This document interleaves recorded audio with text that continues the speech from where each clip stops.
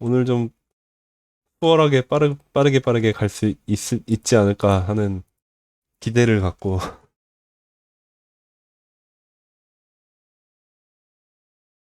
아이템 12 갑니다. 아이템 12 함수 표현식의 타입 적용하기. 함수 표현식의 타입 적용하기. 자바스크립트에서는 함수 문장과 함수 표현식을 다르게 인식합니다. 타입스크립트에서는 펑션 롤 다이스 1, 그다음에 콘스트 롤 다이스 2 이퀄 펑션, 롤 다이스 3 이퀄 펑션. 요거는 에로 펑션. 네. 요 두 개는 표현식, 위에는 선언문. 타입스크립트에서는 함수 표현식을 사용하는 것이 좋습니다. 함수의 매개 변수부터 반응것까지 전체를 함수 타입으로 선언하여 함수 표현식에 재사용할 수 있다는 장점이 있기 때문입니다. 이렇게 다이스 롤링 fn이란 타입을 선언해 놓으면 요거를 여기다 바로 재사용을 할 수 있다. 편집기에서 사이즈의 어스를 올려보면 타입스크립트에서는 이미 사이즈의 타입을 넘버로 인식하고 있다는 것을 알 수 있습니다. 예시가 간단해서 함수 타입을 선언할 수 있다는 것이 장점을 와닿지 않을 수 있습니다. 함수 타입 선언의 장점을 좀 더 알아보겠습니다. 함수 타입의 선언은 불필요한 코드의 반복을 줄입니다. 사칙 연산을 하는 함수 4개는 다음과 같이 작성할 수 있습니다. 이렇게 되어 있는 거를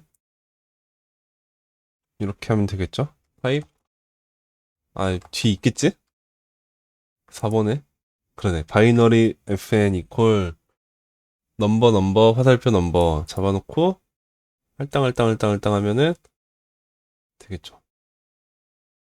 반복되는 함수 시그니처를 하나의 함수 타입으로 통합할 수도 있습니다. 이 예제는 함수 타입 선언을 이용했던 예제보다 타입 구문이 적습니다. 함수 구현보다 분리되어 있어 로직이 보다 분명해집니다. 모든 함수 표현식의 반환 타입까지 넘버로 선언하는 셈입니다. 라이브러리는 공통함수 시그니처를 타입으로 제공하기도 합니다. 예를 들어 리액트는 함수의 매개변수의 명시하는 마우스 이벤트 타입 대신에 함수 전체에 적용할 수 있는 마우스 이벤트 핸들러 타입을 제공합니다. 만약 여러분이 라이브러리를 직접 만들고 있다면 공통 콜백 함수를 위한 타입 선언을 제공하는 것이 좋습니다. 시그니처가 일치하는 다른 함수가 있을 때도 함수 표현식의 타입을 적용해 볼 만합니다. 예를 들어 웹브라우저에서 패치 함수는 특정 리소스 HTTP 요청을 보냅니다. 패치 요거 리스폰스 P 패치 타입이 프라미스 리스폰스. 그죠? 네, 인풋 이닛 받아서 반환값이 프라미스 리스폰스. 그리고 또 response.json 또는 response.txt를 사용해 응답의 데이터를 추출합니다. async get quote 리스폰스를 받아온 게 리스폰스고 걔에 제이슨을 하면 n이라고?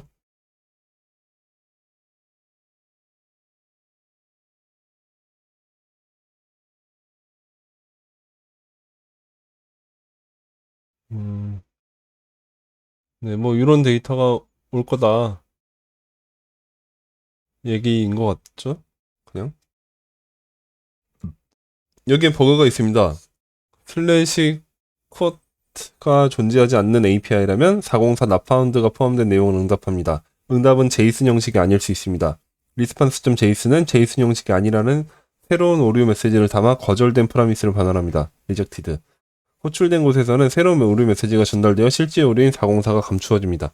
아, 요것 때문에 제이슨으로 하는 것 때문에 제이슨을 하기 전에 이미 오류가 있을 때 그 오류 대신에 여기서 뱉는 다른 오류를 뱉어서 원래 404가 없어진다 이 얘기죠.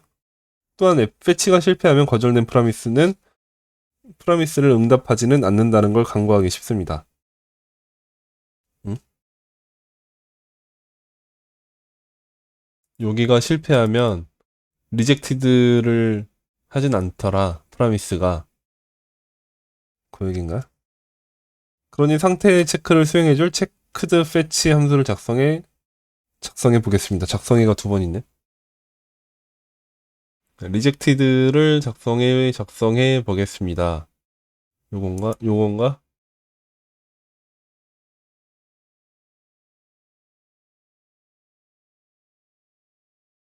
작성해 보겠습니다.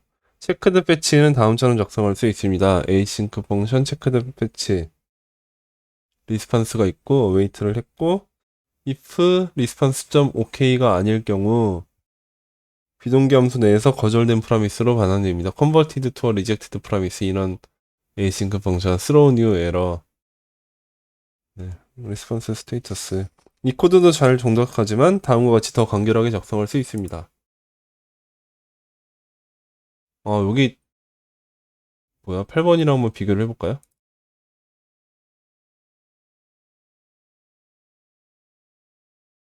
네, 이렇게 놓고 보면 9번이 여기가 지금 요걸 잡았잖아요.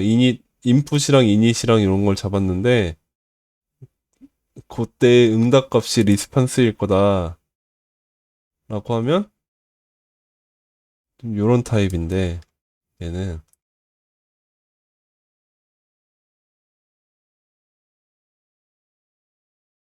요건데 아유 안 보여. 네, 이렇게 있다면 얘는 똑같네. 그죠? 타입 오브 패치라는 걸로 타입을 잡았더니 똑같이 되네요.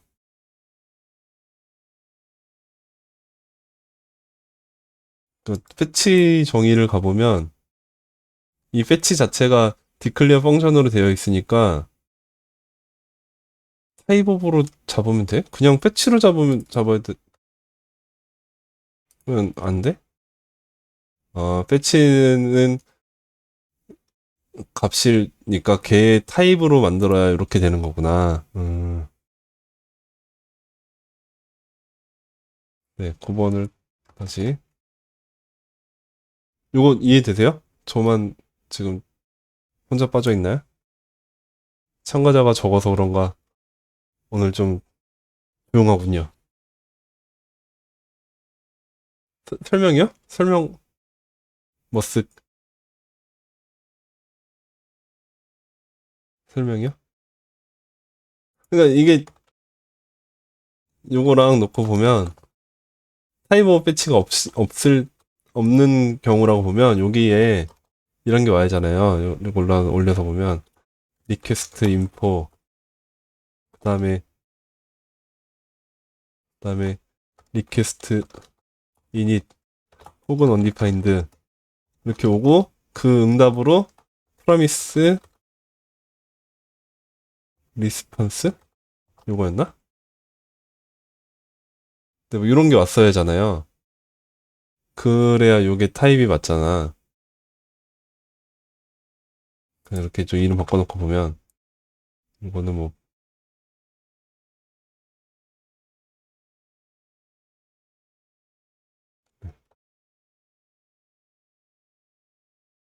이러면 에러 안 날래나? 이렇게 해야 되나? 아 몰라. 아무튼 여기는 그렇다 치고 요런 식으로 써야 되는데 이거를 지금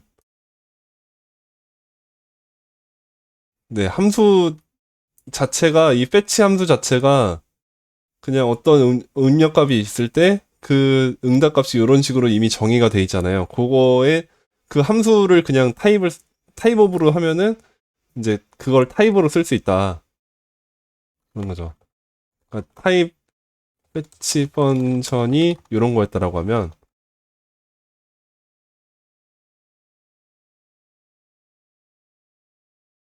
이게 왜 이렇게 에러가 날까? 요거 아닌가? 프로미스 리스판스 맞는데? 똑같지 않아요 지금? 위랑 밑에랑?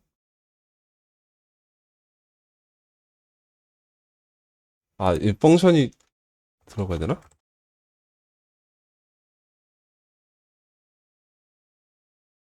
어디 여기요? 이거예요? 이렇게요? 이렇게?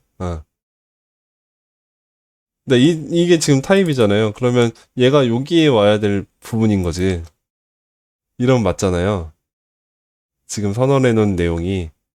근데 이게 요거랑 타입 오브 패치라고 하는 함수가 그냥 이건 타입 말고 자바스크립트 함수가 fetch라는 함수가 요 내용이잖아요. 여기 지금 디클레어로 되어 있으니까 이건 그냥 정의를 요런 걸로 정의를 하겠다라는 거지. fetch라는 함수가 따로 있는 거지. 타입스크립트 말고 자바스크립트에. 근데 그 자바스크립트 함수 자체가 이런 식으로 생겨 있는 거지. A, B, 뭐, 네, 인풋이랑 이닛을 받아서, 그래서 프라미스를 반환하는, 모시기를 반환하는 그런 식으로 생겨 있는 함수가 있겠죠. 우리가 쓰고 있는 그 패치가. 근데 얘의 타입이 이렇게 생겨 있잖아. 이거잖아요. 그거를 그대로, 그러니까 요 패치를 타입 오브 패치라는 걸 쓰면 그게 바로 타입을 쓸 수 있다. 요거랑 똑같이 된다. 그 얘기인 거죠. 요렇게 와도 된다는 거지. 됐죠. 요거 이해되시죠? 그러니까 타입 오브를 쓰면은 되게 간단하게 된다라는 얘기를 책에서도 해주고 있는 것 같아요. 67페이지 끝에서.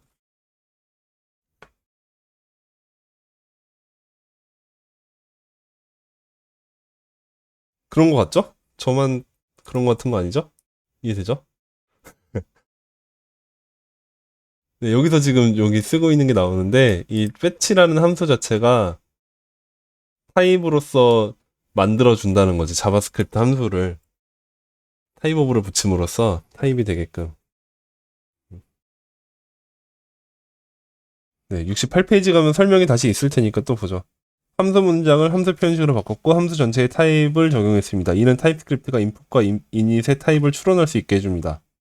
그죠? 그러니까 이 뒤에가 없어도 추론이 된다는 거지. 여기다가 앞에다가만 할당해주면 이 뒤에가 전체가 다 추론이 된다. 그 타입 구문은 또한 체크드 웹 패치의 반환 타입을 보정하며 패치와 동일합니다. 예를 들어 throw 대신 return을 사용했다면 타입스크립트는 그 실수를 잡아냅니다. 여기가 return을 했다면 실수를 잡아냅니다. throw 대신에 return을 했다면 실수를 잡아냅니다. 여기서 프라미스의 리스판스 또는 에러 형식은 할당할 수 없습니다.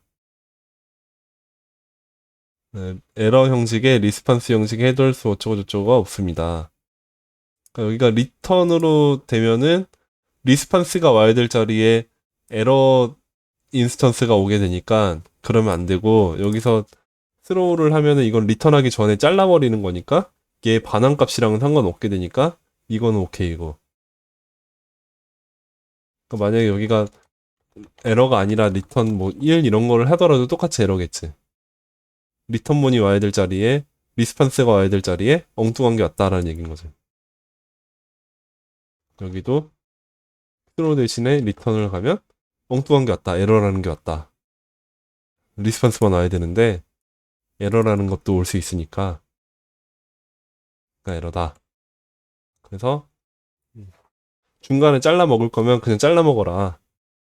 리턴까지 가지 마라. 밑에 설명에 체크드 패치를 함수 문장으로 작성한 예제에서도 스로우가 아니라 리턴을 사용할 경우 오류가 발생합니다. 그러나 오류는 첫 번째 예제와 달리 체크드 패치 구현체가 아닌 함수를 호출한 위치에서 발생합니다. 체크드 패치 구현체가 아닌 첫 번째 예제에서는 첫 번째 예제가 어디야? 저 위로 가야 돼? 첫 번째 예제 이거 얘기하는 건가? 어디서 오류가 나 여기서? 첫 번째 예제와 달리 체크드 패치 구현체가 아닌 함수를 호출한 위치에서 발생한다. 뭔 말인지 모르겠네요. 넘어갈게요. 함수의 매개 변수의 타입선을 하는 것보다 함수 표현식 전체 타입을 정의하는 것이 코드도 간결하고 안전합니다. 다른 함수의 시그니처와 동일한 타입을 가지는 새 함수를 작성하거나 동일한 타입 시그니처를 가지는 여러 개의 함수를 작성할 때는 매개 변수의 타입과 반환 타입을 반복해서 작성하지 말고 함수 전체의 타입 선언을 적용해야 합니다. 네, 그러면 좋다고 하네요. 그렇겠네요. 하여튼 13 갈까요?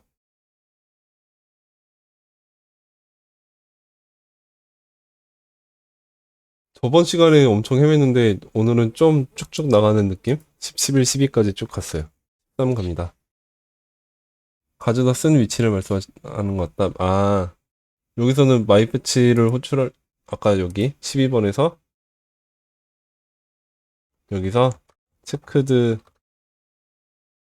패치 하고 하면 오류가 발생을 했었네요, 여기서는. 값을 안 넘겨서 오류 나는 거 말고. 리퀘스트 인포를 스트링 올 수 있다. 여기는 에러 안 나는데? 그 위에는 없어. 체크드 패치가 없어. 네, 아무튼 뭐 그러려니 하고 넘어갈게요. 아이템 13 갑니다. 타입스크립트에서 명명된 타입을 정의하는 방법은 두 가지가 있습니다. 다음처럼 타입을 사용할 수 있습니다. keyState 또는 인터페이스를 사용할 수 있습니다. iState. 네, 타입 vs 인터페이스. 명명된 타입을 정의할 때 인터페이스 대신 클래스를 사용할 수도 있지만 클래스는 값으로도 쓰일 수 있는 자바스크립트 런타임의 개념입니다. 이 내용은 아이템 8에서 다룹니다. 대부분의 아이템 8 이미 다뤘었죠. 클래스는 타입으로도 되고 값으로도 되더라. 대부분의 경우에는 타입을 사용해도 되고 인터페이스를 사용해도 됩니다. 그러나 타입과 인터페이스 사이에 존재하는 차이를 분명하게 알고 같은 상황에서는 동일한 방법으로 명문된 사고를 유지해야 합니다. 그러려면 하나의 타입에 대해 두 가지 방법을 모두 사용해서 정의할 줄 알아야 합니다. 주의! 이 아이템 내 예제에는 타입을 I 또는 T로 시작해 어떤 형태로 정의되었는지 나타냈습니다. 실제 코드에서는 이렇게 하면 안 됩니다. 라고 여러분들이 말씀하셨었죠, 저번에. 인터페이스 접두사로 I를 붙이는 것은 C샵에서 비롯된 관례입니다. 이 영향을 받아 타입스크립트 초기에는 종종 사용하였으나 그랬군요. 지금은 지양한다고 하는군요. 표준 라이브러리에서도 일관성 있게 도입되지 않았기 때문에 유용하지도 않습니다. 근데 가독성 면에서 있으면 좋은 것 같은데 왜 왜 안 지양해야 하는지 그냥 지양하라고 하니까 네이밍하기 힘들어요? 왜요? 그냥 앞에 붙어 있을 뿐. 네. 아무튼 먼저 인터페이스 선언과 타입 선언의 비슷한 점에 대해 알아보겠습니다. 명명된 타입은 인터페이스로 정해든 타입으로 정해든 상태에는 차이가 없습니다. 만약 iState와 tState를 추가 속성과 함께 할당한다면 동일한 오류가 발생합니다. 와이오밍 tState tState는 네임과 캐피탈만 있어. 여기 퍼퓰러를 하려고 하면 에러. iState로 하면 똑같이 에러. 네. 알려진 속성만 있어야 한다. 네, 그 사이에 많은 분들이 말씀을 하고 계시군요. 헝가리안 표기법을 사용하지 않기 때문에 타입과 인터페이스를 구별해야 하는 경우가 딱히 없었던 것 같다. 관례적으로 쓰는 I 접두어를 무조건 쓰지 말아야 한다는 건 아니다. 익스텐즈 사용 여부의 차이니? 이름에 붙여서까지 구별해야 할 필요가 있었나? 아, 그래서 타입이든 인터페이스는 어차피 타입으로서 그냥 존재하는 거니까 둘 다 T로 쓰는 건 괜찮아요, 그러면? 동희님 의견은? 둘 다 I로 쓴다거나? 접도 없이 그냥 네이밍 하는 거죠. 대문자로. 그죠? 네. 그냥 클래스명 짓듯이 첫 글자만 대문자로 하는 거지, 뭐. 이렇게, 여기가 없이. 네. 여기도 이거 없이 그냥. 왜냐면, 이미 타입이 있는 상태에서 똑같은 이름의 인터페이스를 만들어야 할 이유가 없잖아요. 여기서는 그 둘의 차이를 보여주기 위해서 그냥 만들어 놓은 거지. 일반적으로는 그렇다는 거지. 여기도 없어도 된다는 거지. 아무튼, 예, 와이오밍에서 아까 에러가 났었는데, 그거까지 보다가 넘어갔죠. 넘어가서 4번으로 가서 인덱스 시그니처는 인터페이스와 타입에서 모두 사용할 수 있습니다. 인덱스 시그니처 t 딕트 해서 그냥 뭐가 오든지 상관없고 인덱스로 키라는 거에 문자열이 오고 거기에 문자열이 오기만 하면 되는 그냥 아무거나 와도 되는 문자열이 와야 되는 객체 타입. 인터페이스로 할 때도 똑같이 만들고 함수 타입도 인터페이스나 타입으로 정의할 수 있습니다. tfn ifn. 얘도 인터페이스로 돼요? 어, 함수도 인터페이스로 할 수가 있구나. 전 요건 몰랐네요. 이거 뭔가 객체 같은데? 앞에를 괄호로 묶어놨구나. 객체였으면 이게 대괄호가 오거나 해야 됐을 텐데, 그게 아니라 괄호로 묶어서 함수를 표현을 할 수가 있구나. 그렇다고 합니다. 이런 단순한 함수 타입에는 타입 별칭, 알리아스가 더 나은 선택이겠지만, 함수 타입에 추가적인 속성이 있다면 타입이나 인터페이스 어떤 것을 선택하든 차이가 없습니다. 넘어가서, 여기, tfn with properties. 아, 함수에다가 추가적인 속성. 어, 이건 어떻게 쓸 수 있는 거죠? 이렇게 지정해 놓으면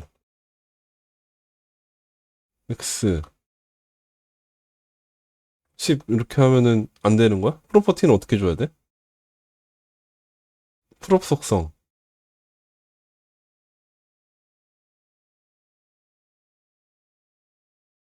프롭? 이 일리가 없지. 어떻게 줘야 되는 거야, 이거는?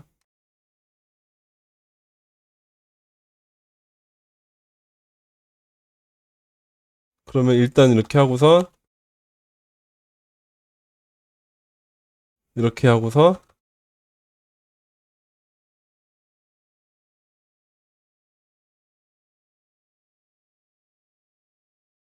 이렇게 해서, 이렇게?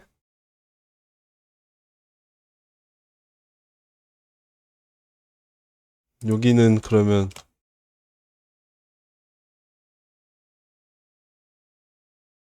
이 얘기인가요? 프롭 속성이 형식이, 네, 문자열 1이면 되나? 그래도 안 되네? 이 스트링 형식은 스트링이구나. 이러면 되네. 이 뭐야. 음, 근데 이런 건 지향을 하면 되지 않을까. 굳이 이렇게 만들어서 써야 되는지. 문법이 생소할 수 있지만 아무튼 71페이지. 자바스크립트에 3들은 호출 가능한 객체라는 것을 떠올려보면 납득할 수 있는 코드입니다. 납득은 하겠는데, 네. 타입 별칭과 인터페이스는 모두 제너릭에 가능합니다. 제네릭, 네, 스태틱을 사용할 고개 함수 필요할 때가, 네, 그럴 때가 있긴 하겠죠. 타입 별칭과 인터페이스는 모두 제네릭에 가능하다. 그래서 t를 놓고 tt, ttt, 제너릭. 음, 제네릭 선언 방식만 봐놓으면 되고, 인터페이스는 타입을 확정할 수 있으며, 타입은 인터페이스를 확정할 수 있다. 둘 다 서로 상호 확장 가능하다. 익스텐즈를 서로 할 수 있다. 이 얘기죠. 지금 타입 t 스테이트 있고, 걔에 대해서 인터페이스가 t 스테이트를 확장했어. 그러면 얘는 네임 캐피탈 파퓰레이션 있는 거겠죠. 한번 해보자. I state with pop. 그러면 네임 캐피탈 파퓰레이션 맞죠? 그 다음에 얘는 I state and로 해서 연결해서 타입에 대해서는 인터페이스 익스텐즈를 이렇게 표시를 하는군요. 또 넣고 보면 똑같이 네임 캐피탈. 네임 캐피탈인데? 파퓰레이션은 안 잡아내네?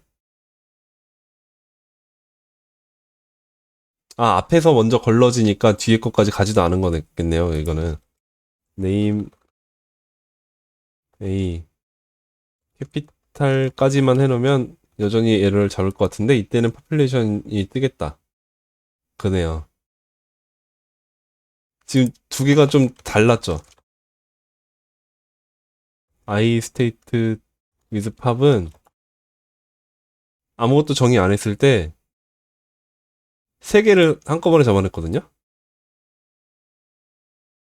뭐? 근데 여기는 처음에 아무것도 없을 때는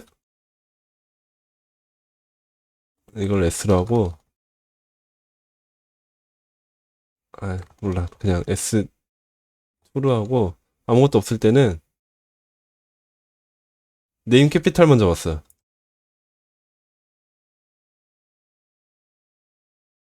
속성이 없습니다.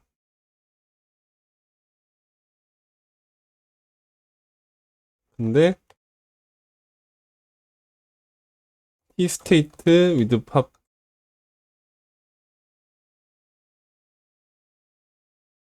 해서 네임이랑 캐피탈을 잡아놓고 나면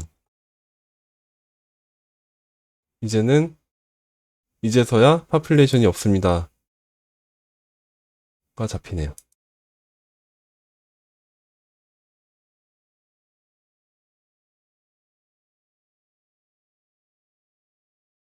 그건 좀 다르죠?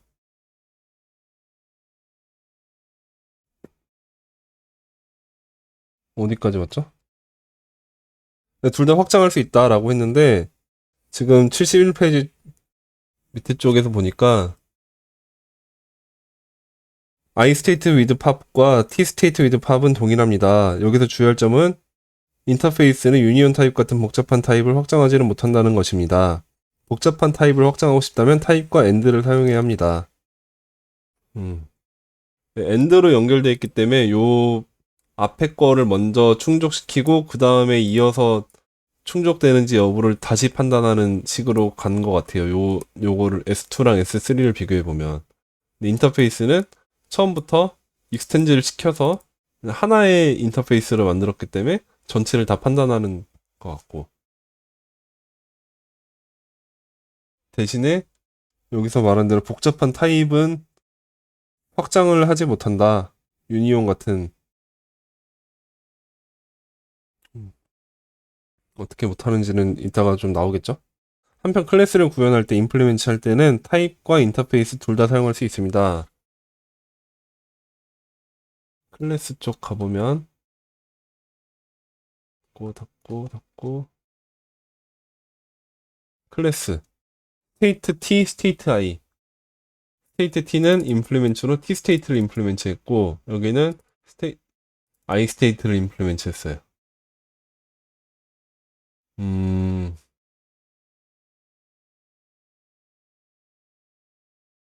그럼 이게 없어도 되는 거 아니야?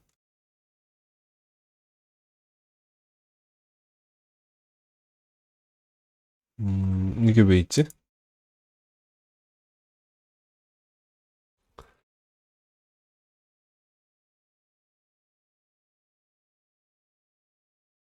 둘 다 사용할 수 있다고 해놓고 타입을 다 정의를 할 이유가 있나? 없어도 되는 거 아니야, 사실? 네, 네임과 캐피탈 속성이 없으니까 문제지. 네임과 캐피탈 속성이 있기만 하면 당연히 문자열로 인식해야 되고 숫자가 오면 에러겠지. 그지? 네임이 와야 되는데 숫자가 왔다고. 근데 문자열이 오면 여기 앞에 타입 정의가 없어도 되는 거 아닌가? 왜 굳이 써놨는지 모르겠네요. 그죠? 없어도 될 것 같아요.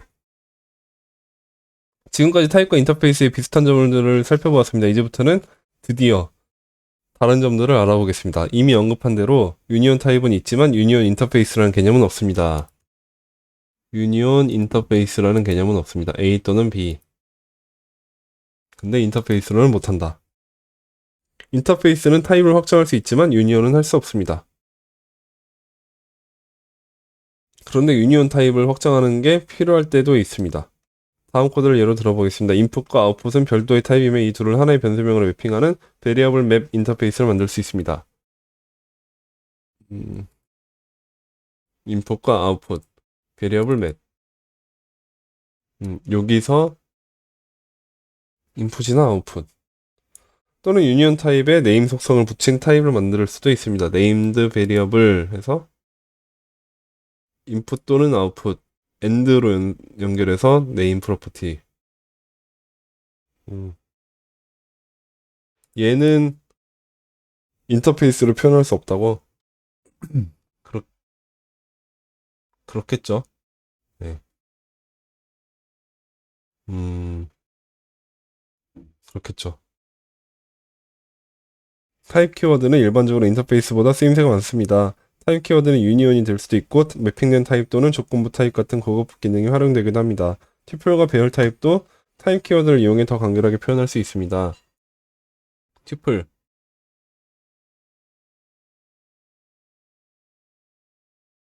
배열 이거는 네, 문자 있고 그 뒤로는 쭉 숫자. 튜플과 배열 타입도 타입 키워드를 이용해서 더 간결하게 표현할 수 있다고? 음, 뭐가 간결한 건지 모르겠지만 그러냐고 인터페이스로도 튜플과 비슷하게 구현할 수 있기는 합니다. 아, 튜플과 비슷하게 구현한 한 방법을 지금 소개한 거예요, 이게? 0은 넘버, 1은 넘버, 랭스는 2 해서 그리고 튜플을 대입하면 되는데 네, 튜플과 비슷하게 구현하면 튜플에서 사용할 수 있는 콘캣 같은 메서드들을 사용할 수 없습니다. 아, 그, 응?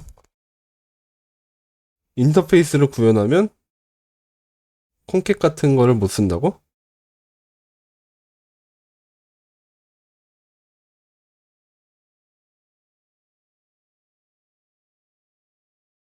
왜죠?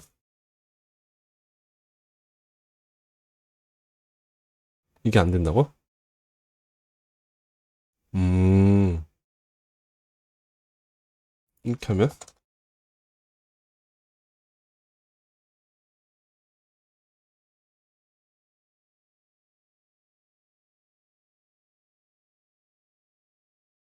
되네?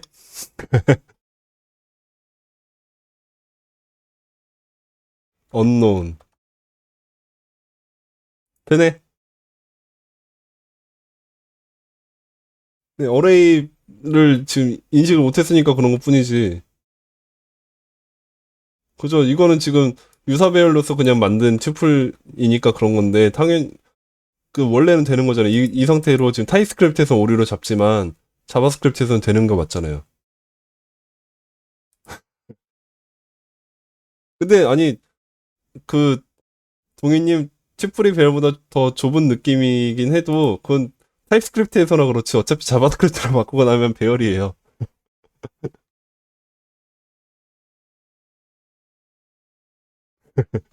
네, 그냥, 제 원대로 그냥, 그렇다고 우기고.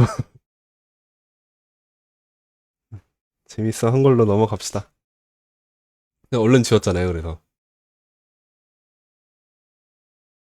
근데 콘캣을 사용할 수 없다 그러잖아요, 여기서. 콘캣이라는 게 그런 거잖아요. 지금 73페이지에 콘캣 같은 메소드를 사용할 수 없다.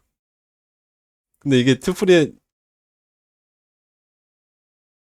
네, 그죠. 네, 우스갯소리로 장난처럼 얘기했지만, 사용하려면 있어야죠. 타입스크립트에서, 네. 아무튼, 넘어갈게요. 튜플 인터페이스 내부에. 튜플이 인터페이스가 있어요? 아, 이거 우리 만든 인터페이스? 자, 아무튼 넘어갑시다. 그러므로 튜플은 타입 키워드로 구현하는 것이 낫습니다. 타입으로 구현하면 안 그런가? 타입으로 구현 다시 해볼게요. IT풀로 넣고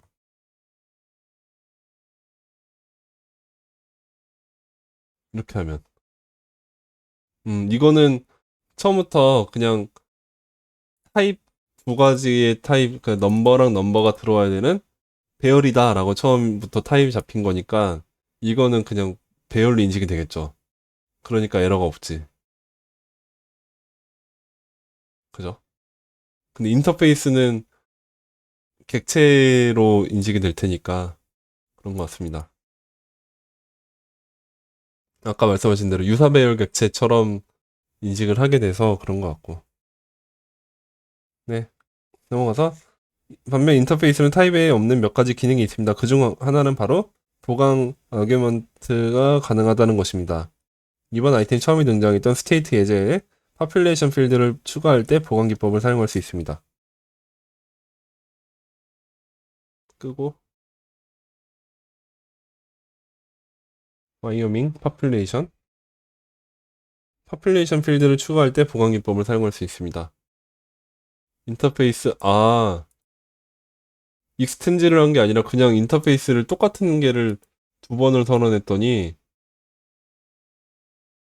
얘가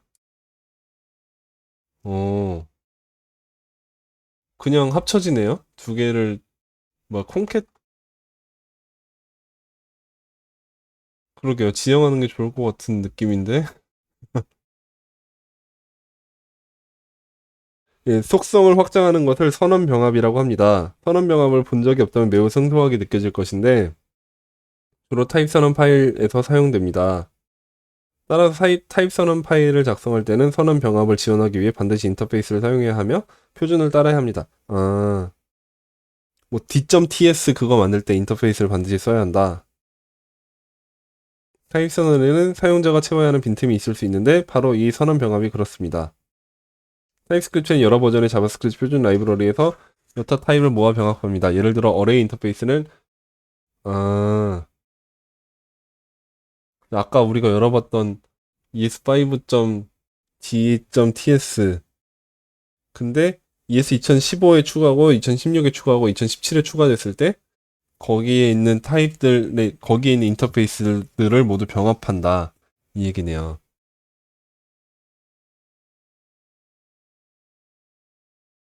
아니, 보강을 사용한 것 같아요. 지금 이미 이 타입스크립트 자체가. 그죠? 아까 어디였지? 뭘 열었을 때였지? 스트링 열었을 때 그랬던 것 같은데? 요거죠, 요거. 요거 열었을 때, 제 거는 제가 ES 넥스트로 했더니 2017이 열린 거죠. 근데 2017에는 지금 패드 스타트랑 패드 엔드밖에 없었어. 근데 이게 자동으로 그 밑에 있는 애들, 아,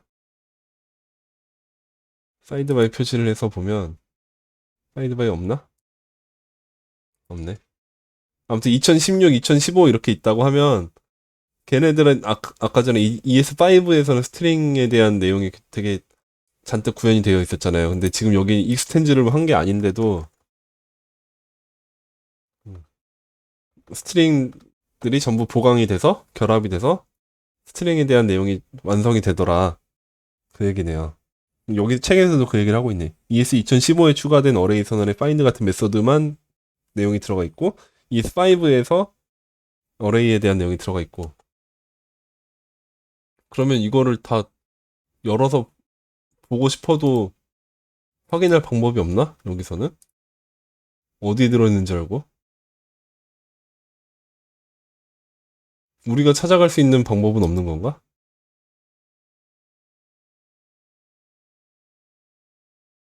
여기 있다. 네, 3조로 이동하니까, 네, 여기 다 뜨네요. is5 뜬다. 그죠? 이런 식으로 여러 개 열어가지고 봐야겠네요. 2015 코어, 이터러블, 심볼, 뭐, 이렇게 잔뜩 있네. 아무튼. 그래서 병합은 선언과 마찬가지로 일반적인 코드에서도 지원되므로 언제 병합이 가능한지 알고 있어야 합니다. 타입은 기존 타입에 추가적인 보각이 없는 경우에만 사용해야 합니다. 어, 뭐라고요?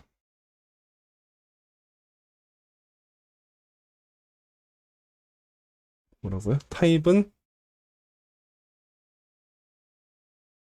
기존 타입에 추가적인 보강이 없는 경우에만 사용해야 한다. 인터페이스를 보강이 있을 것이 예상이 된다면 인터페이스를 써라 이 얘긴가? 네, 이번 아이템의 처음 질문으로 돌아가 타입과 인터페이스 중 어느 것을 사용해야 할지 결론을 내려보겠습니다. 복잡한 타입이라면 고민할 것도 없이 타입 별칭을 사용하면 됩니다. 타입을 쓰면 됩니다. 그러나 타입과 인터페이스 두 가지 방법으로 모두 표현할 수 있는 간단한 객체 타입이라면 일관성과 보강의 관점에서 고려해봐야 합니다. 일관되게 인터페이스를 사용하는 코드베이스에서 작업하고 있다면 인터페이스를 사용하고 일관되게 타입을 사용 중이라면 타입을 사용하면 됩니다. 네, 팀 컨벤션 따라 알아서 해라 이 얘기인 것 같은데. 아직 스타일이 확립되지 않은 프로젝트라면 향후에 보강의 가능성이 있을지 생각해봐야 합니다. 어떤 API에 대한 타입 선언을 작성해야 한다면 인터페이스를 사용하는 게 좋습니다. API가 병렬될 때 사용자가 인터페이스를 통해 새로운 필드를 병합할 수 있어 유용하기 때문입니다. 그러나 프로젝트 내부적으로 사용되는 타입의 선언 병합이 발생하는 것은 잘못된 설계입니다. 따라서 이럴 때는 타입을 사용해야 합니다. 2, 3분만 잠깐 쉬었다 갈게요.